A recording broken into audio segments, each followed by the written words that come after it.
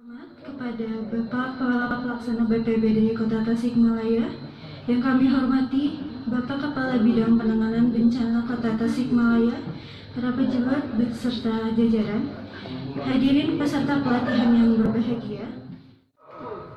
Jadi ketika di BPBD, salam tangguh itu bagian dari motivasi kita untuk memberikan motivasi dan semangat. Salam tangguh, salam tangguh dan salam kemanusiaan.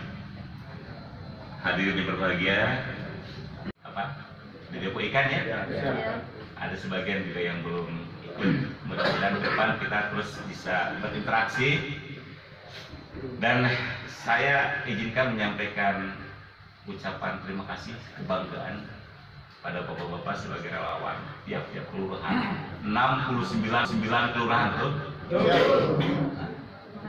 Sebagaimana filosofi orang-orang BPBD, termasuk saya, bahwa mari kita bekerja dengan penuh keikhlasan, sebab bekerja adalah bagian dari hobi, sebab hobi turunannya adalah have fun, kegembiraan.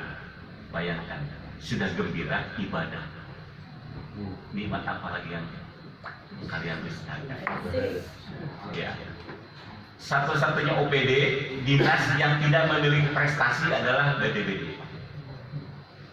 Minus prestasi, karena yang namanya kemanusiaan sangat naif sekali ketika saya mengatakan sebuah prestasi. Tapi untuk kemanusiaan itu adalah kewajiban kita bersama. Bencana adalah urusan bersama, bukan hanya urusan BPBD, pemerintah, BPBD bagiannya, masyarakat ada bagiannya, dunia usaha, banyak pengusaha yang masih belum melek terhadap tanggung jawab kebencanaan. Yang keempat adalah akademisi, mereka bukan menara gading. Banyak perguruan tinggi yang hanya bercokol di wilayah akademiknya, tapi lupa tentang tridharma pengabdian masyarakat. Tridharma perguruan tinggi itu pengabdian masyarakat. Yang tepat media massa. Jadi mohon maaf, ketika banyak media massa yang tidak jelas, ujung-ujung minta bensin, urusannya panjang juga. Ya. Saya tidak pernah memberikan rupiah hanya untuk sebuah pemberitaan.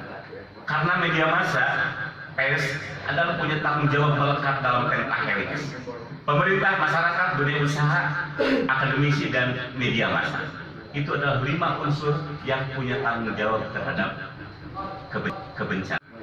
Sudah mendapatkan energi bagus dan energi yang khusus dari Damkar.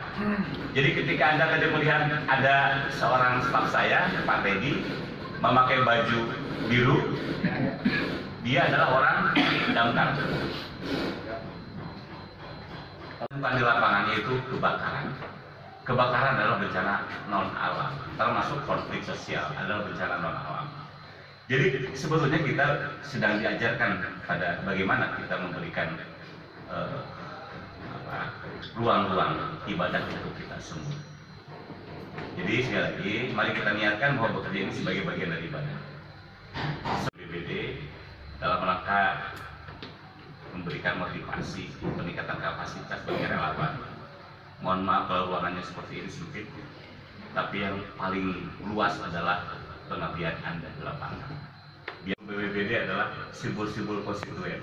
Jadi bertahanlah. Ketika Anda urusannya dengan kemanusiaan, awas, jangan menggunakan rambu-rambu dan simbol-simbol politik. Siap ya? Siap. Haram hukumnya kebencanaan memakai simbol-simbol politik. Sekalipun Anda adalah manusia politik, Anda adalah makhluk politik. Apapun tentang Anda sebagai relawan, jangan pedulikan. Justru Anda harus menjadi simbol pertolongan kepada masyarakat. Anu diharum sarung balik dulu. Jadi kegiatan kami adalah tontonan bagi mereka. Itulah yang saya ingin sampaikan, bahwa itu harus dirubah, dikikis di tengah masyarakat. Bahwa bencana adalah urusan bersama, bukan urusan petugas. Jadi akhirnya masyarakat saya kumpulkan lewat camat dan lurah. Saya bilang, kalau Anda mau nonton kebencanaan, silakan pulang dulu, gelar tiket, bawa liwat. Itu jangan ditonton. Dan hati-hati, relawan haram hukumnya ketika Anda melihat kebencanaan selfie.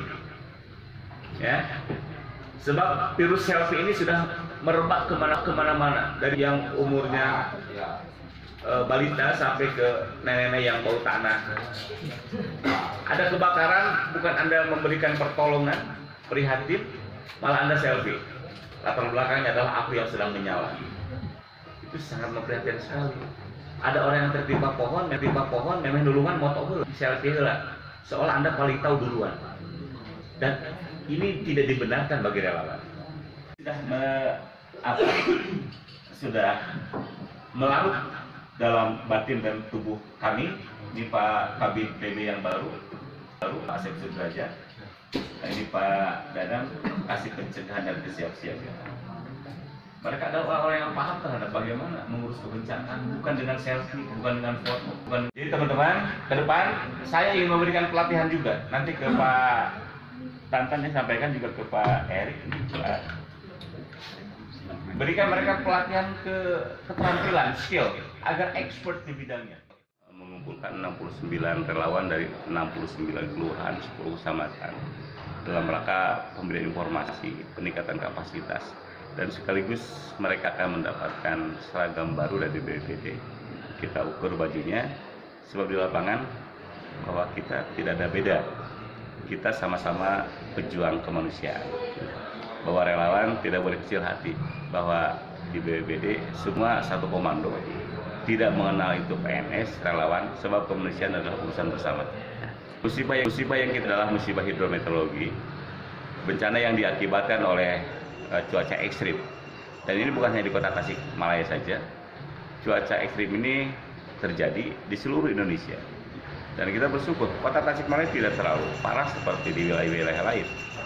Sebab ranking kita dalam tingkat kebencanaan, kita ada di medium, di ranking 24. Malah di wilayah lain, saudara-saudara kita, Garut, Cianjur, dan Kabupaten Tasik masuk di 5 besar kebencanaan yang paling tinggi.